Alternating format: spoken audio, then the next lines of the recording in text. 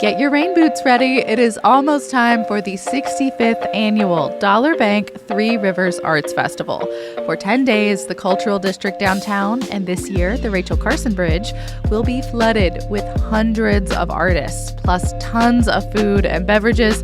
It is our city's biggest, longest art party of the year and includes free performances. This year's headliners are Ben Folds, Lost Lonely Boys, Doom Flamingo, Martha Redbone, our local symphony, and so many more.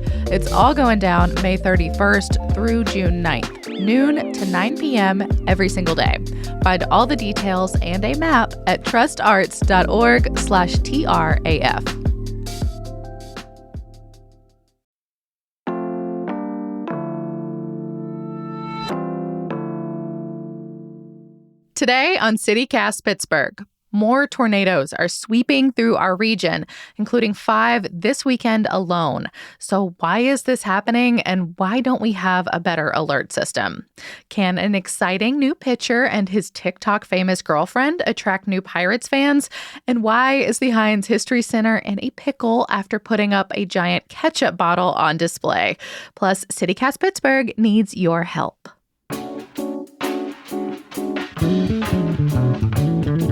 It's Tuesday, May 21st. I'm Megan Harris, and here's what Pittsburgh's talking about.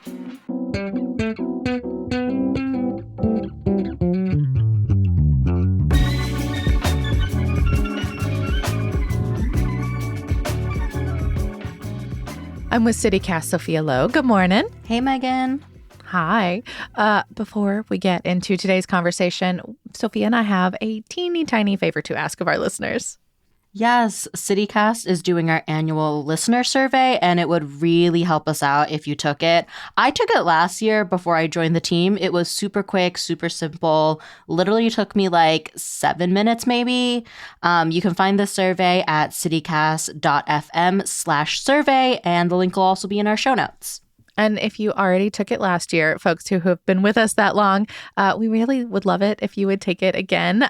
New year, new data, so to speak. We just want to make sure everyone is counted. And the best part, besides helping us out, of course, is that once you fill it out, you'll be entered to win a $250 Visa gift card and some CityCast swag.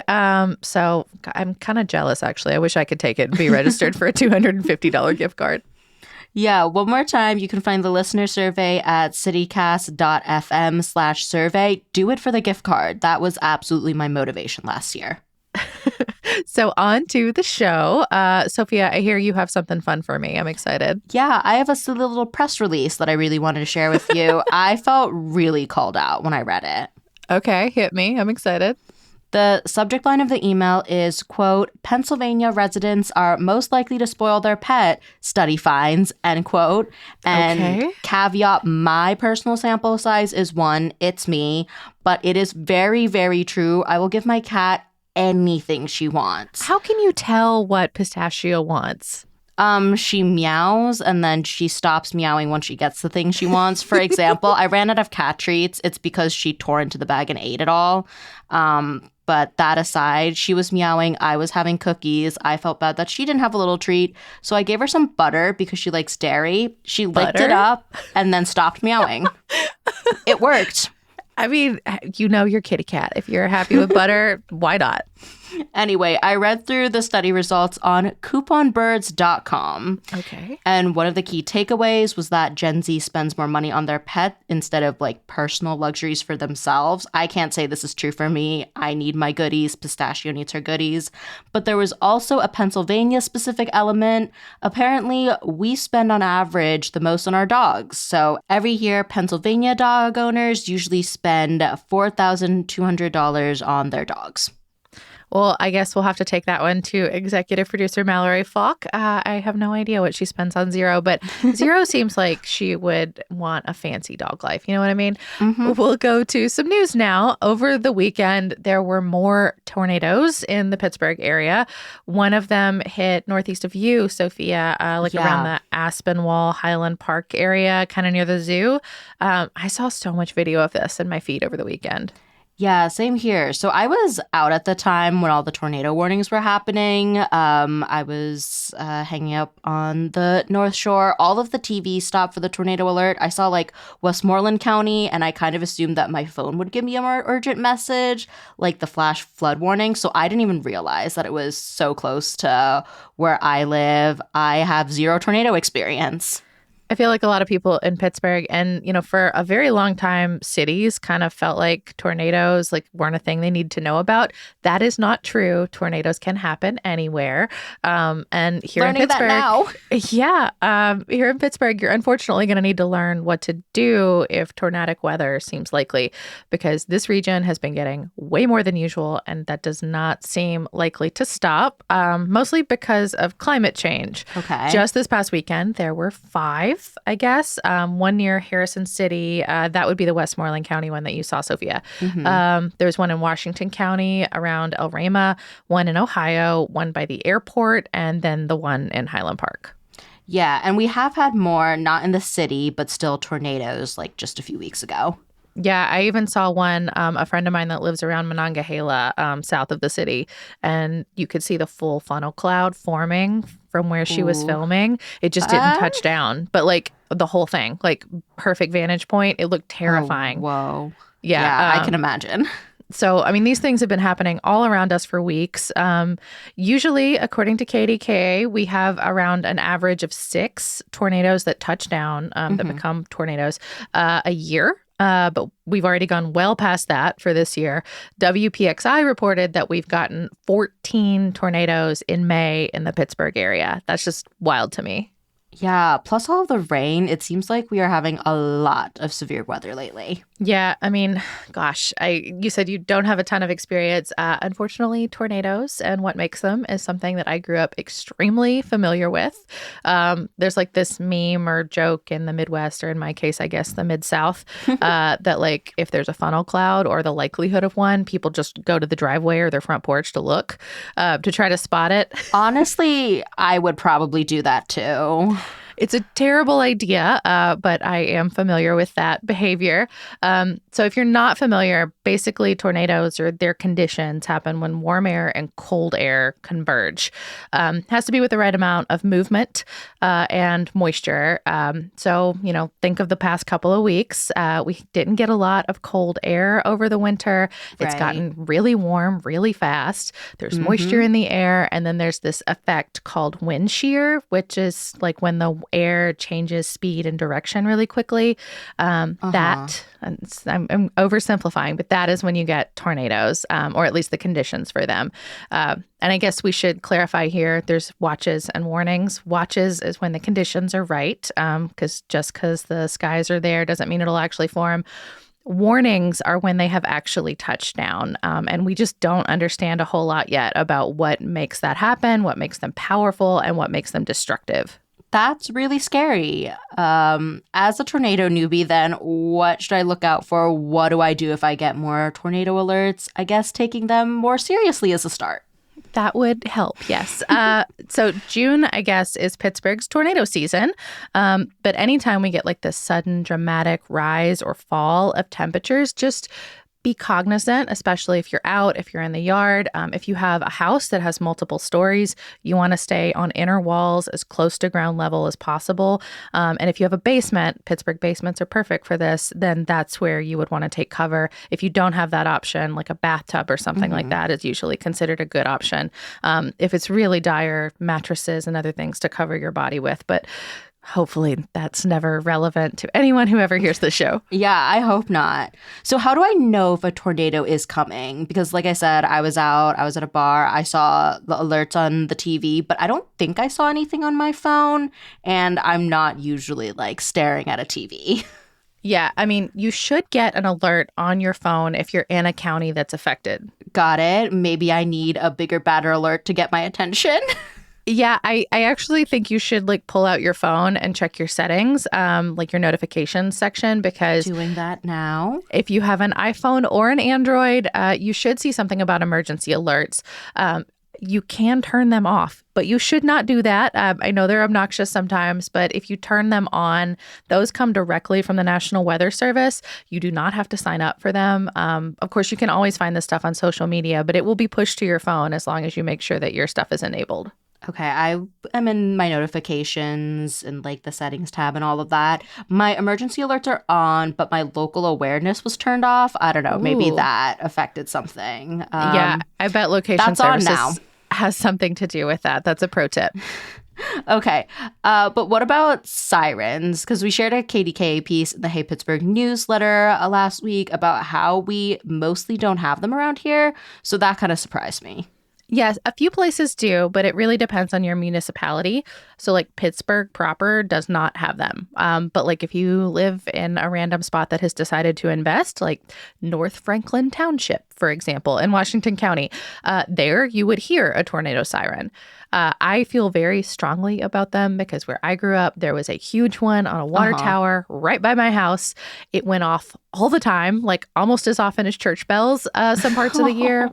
But I loved it because it really, no matter what the danger was, sometimes it was just a drill, right?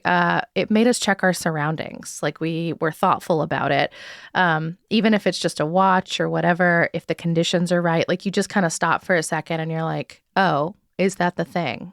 And you check. Mm-hmm. Okay, I did not realize tornado drills were a thing. I'm learning a lot right now. I wonder if the schools around here have them. I don't know. I wouldn't know either. KDKA pointed out that most of Allegheny, Westmoreland, and Washington counties do not have tornado sirens, though.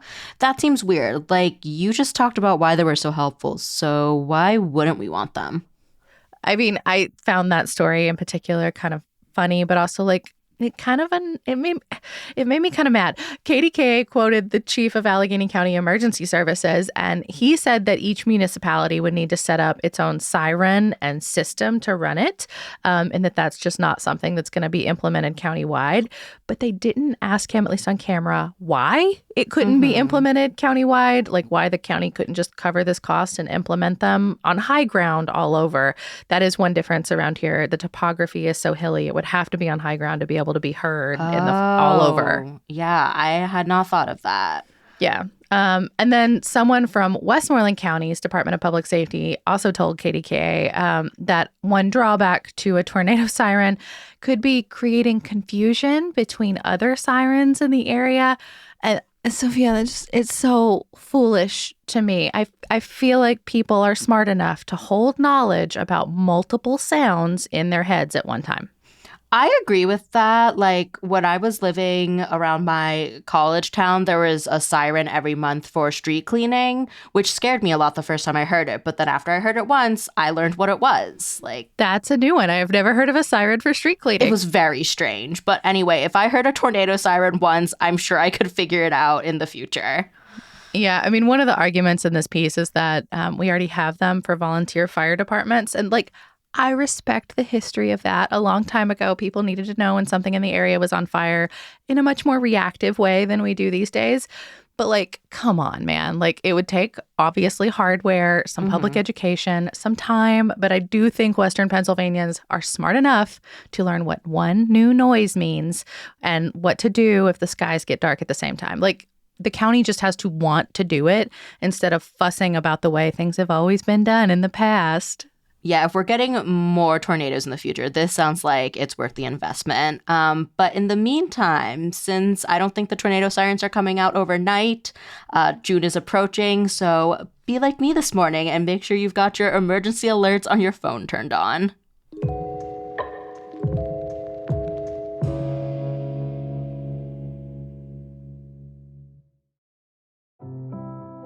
The show today is brought to you by an incredible local resource, AIDS Free Pittsburgh, and their pledge to end the HIV/AIDS epidemic in Allegheny County by 2030.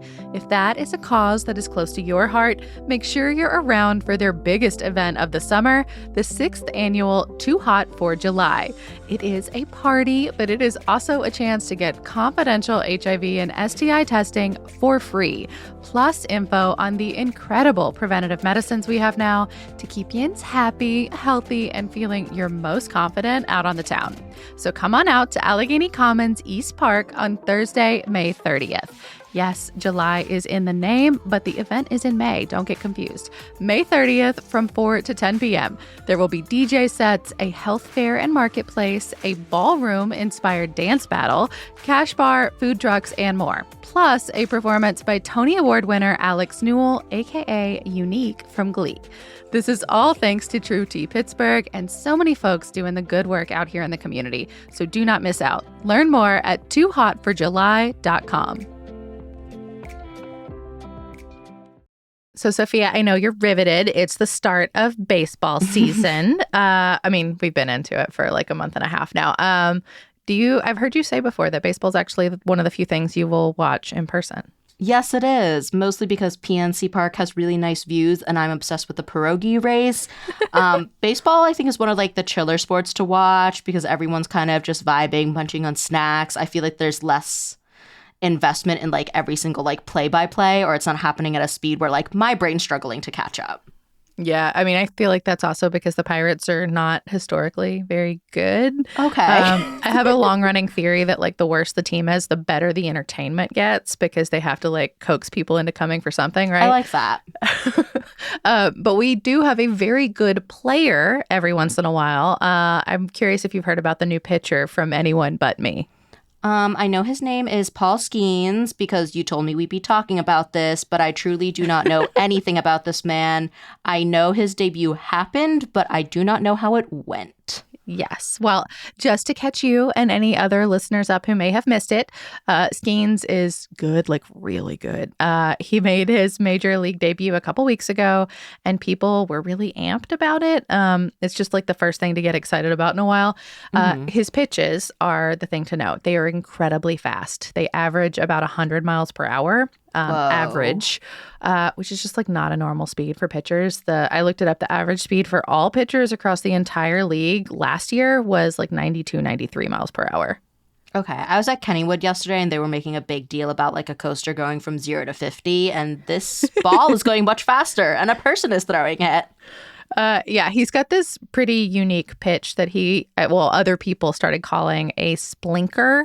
That's a fun name. I like it. He thought it was fun too. It's like a mix between a splitter and a sinker. I am not that level of baseball fan, but basically it's really fast, does not have much of a spin on it, but it sinks like right before it gets to the batter. So it's confusing, right? Like, if you like are trying to keep your eye on the ball, like suddenly the ball changes direction and it like is really hard to hit.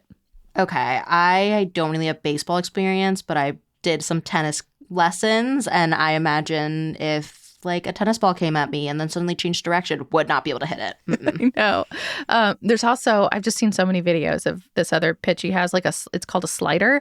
It makes this huge arc as it travels to the batter, and it fully looks like it's going to hit somebody, like right in the hip. And then it swerves at the last second and goes into the strike zone.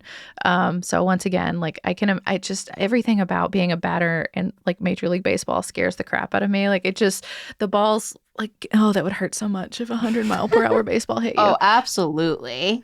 Not for my career. But as for Skeen's debut, seemed to go pretty well when the rest of the team was not mucking it up. But I think why we're talking about this is because the buzz has not just been about him. His girlfriend is very, very famous on her own. Yes, and she is very famous, but since she is an athlete, I know the name because of you, Olivia Livy Dunn. Yes, she's a gymnast. She's at LSU. She actually graduates this month, but she could compete another year because of the pandemic if she wants to, which might be smart for her since she's done incredibly well in the name, image, likeness market. So that's NIL is like how college athletes get paid these days. Okay, and she's also the one on the cover of Sports Illustrated that you showed me. Correct, with Angel Reese, who was like everywhere during March Madness. But a lot of people might also know her name because she's an influencer with millions of followers on Instagram and your favorite, Sophia, TikTok.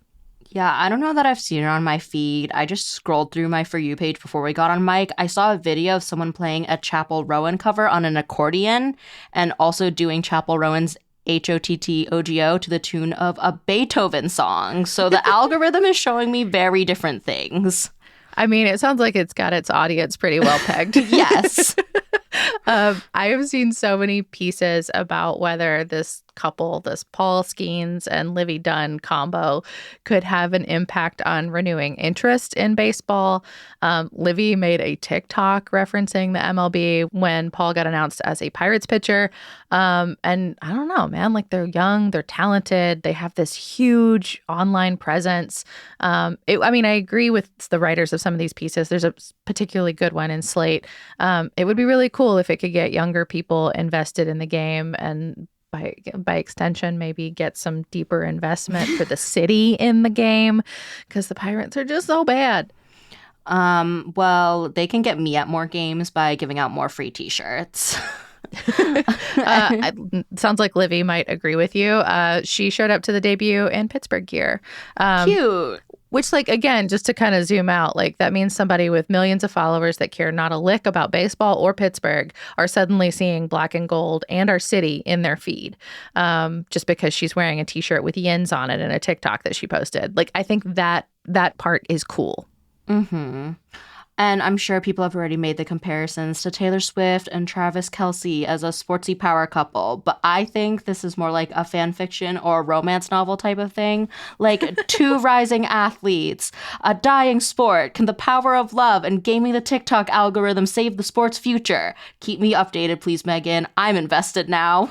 Jesus. Yeah, I feel like you have like a side career of like Hallmark movie writing or whatever the next like online iteration of that is. And I guess if you see a TikTok before me about any of this, you'll have to keep me informed because I won't see it until weeks later when it makes it onto Instagram.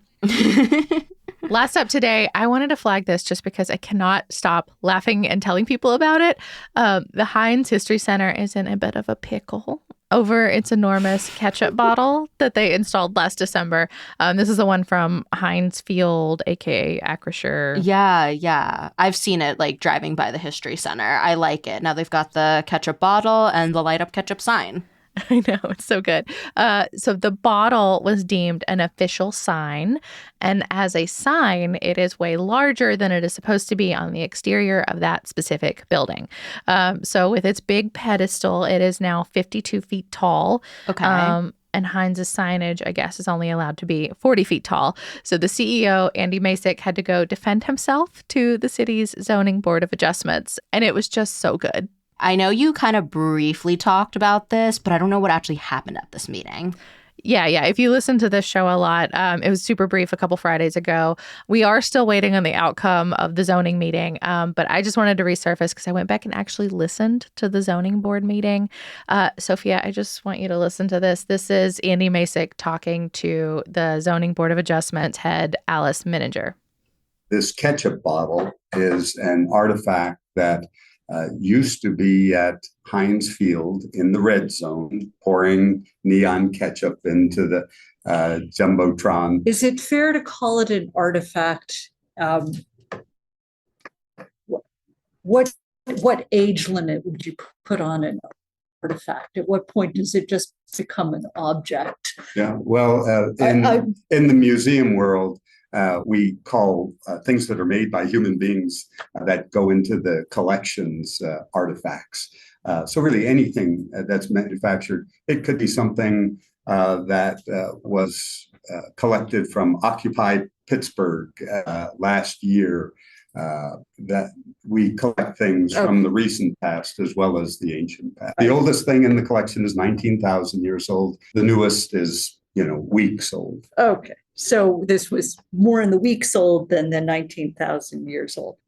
It doesn't need to be old to be important. This is important to me. Right? Personally, I think he's got a point. He goes on in this meeting to say that the bottle itself is a perfect replica of the 1876 bottle patented by H.J. Heinz. Okay. the ZBA head goes on to ask like what the bottle is, like the actual like one that they installed, and how it got there. So Andy Masick explains that the Heinz Museum has this whole sports museum component. If yins have never been there, it's like one whole floor or most of it. He calls the ketchup bottle, quote, an iconic piece of Pittsburgh history, end quote. But then there's the sign rule. In installing it, did anybody review the zoning requirements for the installation of a sign at the building? We didn't know the sign at the time. We just knew it was an art that we wished to mount on the building. So we didn't review the sign ordinance because we didn't. It's my mistake. I didn't realize it was a sign. So you're in the position of asking for forgiveness instead of, I'd say it was anticipation, and that you're now trying to catch up, but then I'd be accused of making bad puns. You would be. I'm glad he got to make a silly little pun at this silly little zoning board meeting. I mean, Alice made the pun, but he caught it for sure. She goes on to scold him a little bit about meeting the legal standard of what constitutes a sign and what doesn't, but said that the zoning board will take into consideration the unique shape and purpose and physical design of the building. So, yeah, now we wait. This is a lot of kerfuffle over a ketchup bottle that I think everyone thinks should stay up. I mean, I think that is central to the Pittsburgh experience is kerfuffles over ketchup bottles. So would anything need to change? I mean, the museum hopes not. If they get granted the zoning variance that allow it would theoretically allow it to stay exactly as it is. Fingers crossed. And since we are talking about zoning problems, I figured it's worth a mention quickly that the Bloomfield Grocery and Housing Development is back in consideration. I thought you, especially Sophia, might want to know about this because it had to do with height too. Yeah. WTAE had a story saying that negotiations are back underway, that the city has approved plans for a grocery store and plaza. They cited documents from a recent court motion. But the big news to me from this is that developers also said that new housing may not be included in it at all. What? That was kind of like the whole point, because it's already a grocery store and there's so much empty parking that no one uses. And then you get your new grocery store, you get the plaza for residents like me, you get housing, more affordable units. I am with you. We will keep watching for more headlines on this. But if you want to catch up on the development, kind of as a whole, we talked about it all in a show late last year. We will link it in the show notes. That's all for today here on CityCast Pittsburgh. If you like what you hear, please consider becoming a member. You can get all the details at membership.citycast.fm/Pittsburgh. We will be back tomorrow with more news from around the city. Talk to you soon.